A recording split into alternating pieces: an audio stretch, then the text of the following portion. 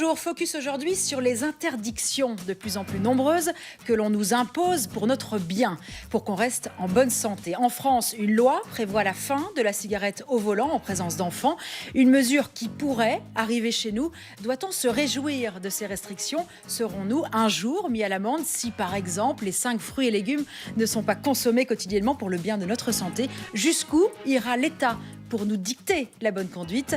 Docteur Anne Bouquiot et Maître Férouz Omrani sont à mes côtés pour en parler. Bonjour mesdames. Bonjour. Vous aussi intervenez à tout moment dans l'émission. Réagissez, soyez pour ou contre. Alors, santé, des interdictions pour notre bien, c'est la question du jour. Docteur Anne Bouquiot, vous êtes clairement pour. C'est pour vous la seule manière de favoriser la santé publique? Mais en fait, on ne parle pas de n'importe quoi. Hein. Oui. On parle d'un danger extrêmement important, qui est peut-être banalisé parce qu'effectivement, c'est un comportement fréquent. Oui. Mais imaginons par exemple qu'on mette sur le marché un jeu qui ait beaucoup de succès, qui a un beau marketing, vraiment une belle publicité, oui. Voilà, à peu près un quart de la population va se prendre à ce jeu. Et puis on se rend compte que finalement, une personne sur deux va mourir à cause de ce jeu. Oui. Que finalement, sur une année, 20 000 Belges, chaque année, vont décéder à cause de ce jeu. Que on peut dire aussi... Vous prenez 20 000 par hasard ? Je ne prends pas 20 000 par hasard. Ce sont des chiffres quand on cumule les décès cardiovasculaires, les décès par cancer, bien entendu. Parlons de ce chiffre, justement. 20 000 Belges meurent chaque année des suites de leur tabagisme. Oui.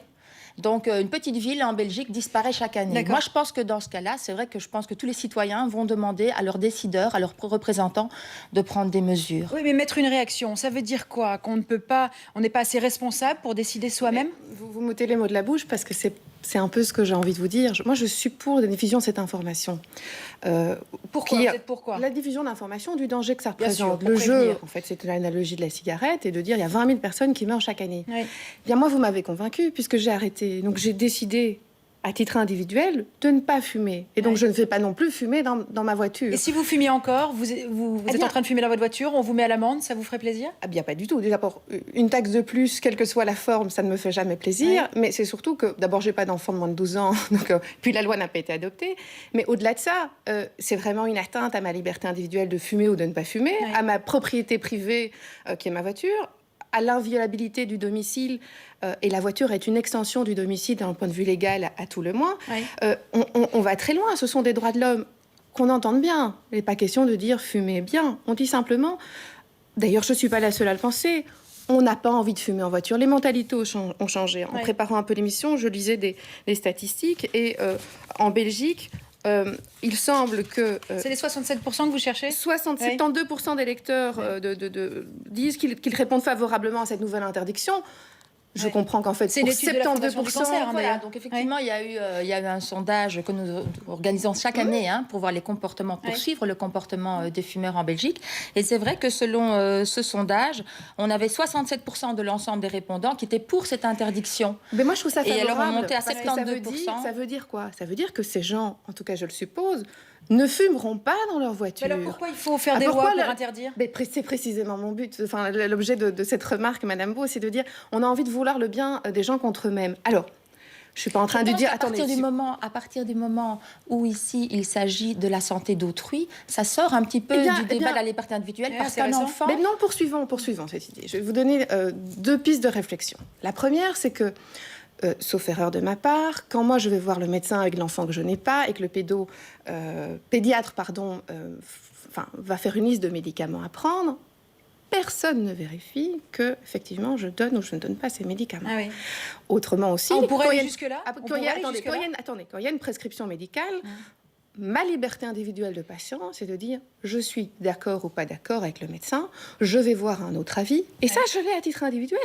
Pourquoi est-ce que collectivement on m'imposerait un comportement particulier? Alors vous me dites le mineur est en danger. Ici, je pense que le tabagisme passif chez l'enfant, là aussi, je pense qu'on sous-estime largement les problématiques. On sait que dans les enfants de familles de fumeurs, et particulièrement évidemment un habitacle, on comprend l'importance de cette loi parce qu'un habitacle de voiture, c'est très petit. Donc c'est une concentration de polluants maximale. Cet habitacle, justement. Même si la fenêtre est ouverte. Hein, donc ça, il faut absolument pas se leurrer. Mais si on a une décapotable, alors on peut fumer? Et donc, quand on a ce petit habitacle tacle et qu'on a des enfants qui sont d'en dessous de 12 ans qui sont dans la voiture, on augmente, chez les bébés, on augmente le risque de mort subite 2 fois 2, on augmente le risque d'asthme, on augmente le risque d'infection. J'entends bien, mais tout ça n'est pas remis en question. Et la loi ne prévoit rien par rapport à tout ça Attendez, la loi prévoit des choses, mais j'entends bien ce que vous dites, mais il y a d'autres maladies, il y a d'autres choses possibles, et votre information permet quand même aux parents d'éduquer leurs enfants comme ils veulent. Vous parlez des risques et qui sont réels et qui sont de dire on est en train d'exposer nos enfants à quelque chose qui peut vraiment qui est dramatique. Vous savez ce qui est dramatique. Vous savez ce qui est dramatique, c'est d'exposer des enfants à la haine raciale, c'est d'exposer des enfants à des idéologies qui prônent la haine de l'autre, que ce soit à titre religieux ou ailleurs. Ça, c'est dramatique, à mon sens, et c'est tout aussi dramatique. En boutade, tout à l'heure, Madame Beau disait... Peut-être qu'on ne peut pas... Oui, on ne va pas discuter de tout sur lequel on peut agir, mais là, on peut agir et on peut protéger. Jusqu'où va-t-on ? Et donc, je pense qu'avec une mesure très simple. Et en plus, on voit que si on applique la démocratie, on voit qu'un maximum de personnes, la grande majorité des personnes sont justement pour, n'y voient pas d'inconvénient. Donc, je pense que à titre volontaire, non, c'est pas comme ça que ça marche. Soit une norme existe... Sauf que, à remarquer que malheureusement, ça va comme toujours toucher le plus les familles qui sont le plus défavorisées.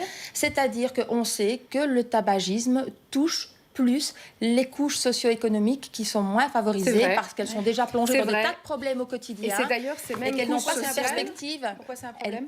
Elles n'ont pas ces perspectives de long terme. Et donc, ça veut dire que l'information va toucher plus certaines couches de la population et peut-être pas celles qui en ont le plus besoin. Et là, je pense qu'il y a un devoir éthique de protéger les enfants et surtout les enfants qui sont déjà peut-être confrontés à d'autres difficultés dans la vie.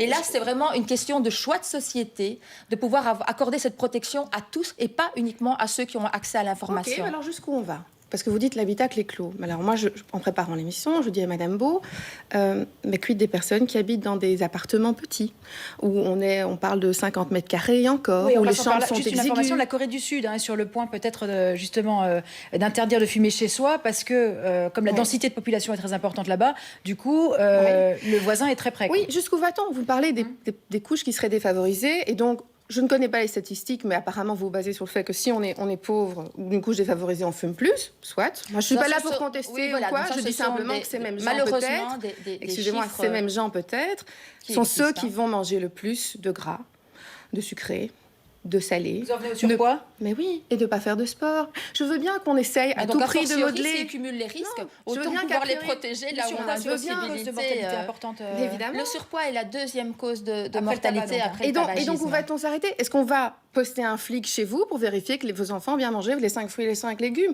Je pense que partout où on pourra favoriser un environnement sain sans que ça pose réellement un problème, et là c'est le cas puisque la plupart sont favorables. Un environnement sain, je pense que là c'est le rôle de l'État de créer cet environnement et ces choix qui soient le plus favorables à la santé. Créer un environnement, c'est différent. Je ne sais pas si vous vous rendez compte qu'on est en train d'ériger en infraction un comportement. On va beaucoup plus loin que favoriser un climat. On est en train de dire... Je vous interromps 2 secondes. Les bancs solaires, au Brésil, on les a interdits. Mais oui. C'est bien, c'est pas bien, il faudrait faire ça chez nous, parce que là aussi, c'est une question de santé publique. C'est une question de choix individuel. Si moi j'ai envie d'avoir des belles peaux cramées, je peux le faire. Donc c'est un énorme choix de santé publique, et la Belgique a déjà érigé le fait que ça protège au moins les personnes de moins de 18 ans, puisque là c'est interdit dans ce cas-là. Il est clair que c'est un pourvoyeur de mélanome, de cancer de la peau de manière très importante, et donc plus on diminuera l'accessibilité, et mieux ce sera. Donc voilà, là évidemment nous sommes aussi pour cette... Mais oui, parce que je pense que les gens peuvent vraiment choisir, et la preuve, c'est votre enquête. 72 ou 67% des gens disent nous on le ferait pas. Alors pourquoi est-ce que vous voulez les contraindre ? Et surtout que ça ne veut pas dire que les 28% restants fumeraient, d'abord fument, et fumeraient en présence de leur enfant. Ça ne veut pas du tout dire ça. Moi, je suis contre la loi, je fume pas. Et à supposer que je fume plus, parce que votre discours a atteint son objectif, je ne fumerai pas dans mes enfants. Les mentalités... C'est ça qui vous gêne ? C'est-à-dire qu'on devrait être libre de décider ? Mais oui, et puis surtout que, très honnêtement, aujourd'hui, les gens, ils ont envie de prendre soin de leurs enfants. On est en train de dire, on prend toutes les décisions pour vous.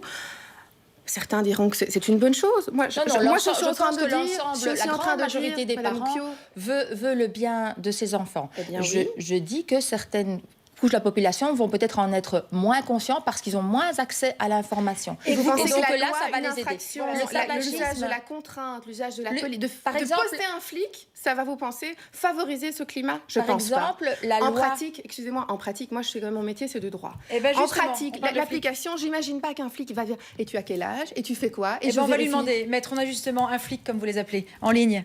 Bonjour, David Quinault, vous êtes avec nous? Oui, je vous écoute. Oui, bonjour. On parle de vous depuis une minute ou deux. On parle justement de poster des flics, de plus de surveillance. Qu'est-ce que vous pensez de ce débat sur l'interdiction, justement, ces interdictions pour notre bien? Vous pensez que c'est favorable? Favorable, je ne sais pas. Ce que je peux dire, c'est que la décision, elle revient au monde politique. Finalement, la police n'est jamais que le bras armé de l'exécutif pour s'assurer. Justement. Non, écoutez, moi, ça ne me fait pas peur. Je me pose parfois des questions quant à cette tendance qu'a le Belge à se dire qu'effectivement la voiture est le prolongement de son domicile, ma voiture, ma liberté. Je voudrais quand même rappeler qu'en matière policière, il n'en est rien. Un véhicule qui se trouve sur la voie publique ou dans un lieu public n'est en rien un domicile, sauf s'il est effectivement aménagé de façon permanente pour ça. D'un point de vue légal, c'est pas tout à fait exact. Attendez, notre avocate en plateau veut réagir? Oui, d'un point de vue légal, c'est pas tout à fait exact. La Belgique n'est pas isolée sur le plan international. On a quand même une Convention européenne des droits de l'homme en son article 8. Dans sa voiture, on est chez soi ou pas? Mais c'est un prolongement, oui. C'est en tout cas un prolongement du domicile. Il y a une certaine extension. Ça ne veut pas dire qu'on a la même protection, puisqu'on est quand même sur la voie publique. Des contrôles doivent avoir lieu en termes de sécurité, ne fût-ce que de conduite. Mais il y a une certaine protection. C'est un lieu particulier. D'accord. David Quinault? Il y a d'autres interdictions qui ont lieu, comme par exemple le fait de mettre sa ceinture de sécurité, c'est quand même une obligation légale. Attendez, excusez-moi. David Quinault, on précise ce point. Est-ce que dans son véhicule, est-ce que le véhicule est une prolongation du domicile? Alors, je ne sais pas si on peut dire que c'est une prolongation du domicile. En tout cas, le véhicule reste soumis au code de la route et toute infraction qui serait constatée sur ou dans ou à l'aide du véhicule peut faire l'objet d'un retrait du véhicule de la voie publique lors d'un contrôle routier d'une verbalisation. Et deuxièmement, il ne faut pas, comme pour un domicile, un mandat de perquisition ou une notion de flagrant délit pour un officier de police judiciaire pour fouiller ce véhicule. Elle est simplement soumise à l'article 29 de la loi sur la fonction de police. Autre question, David Quinault, puisqu'on reste, on reste juste sur l'interdiction, ces interdictions pour notre bien. Autre question qui n'a rien à voir avec le fait de conduire.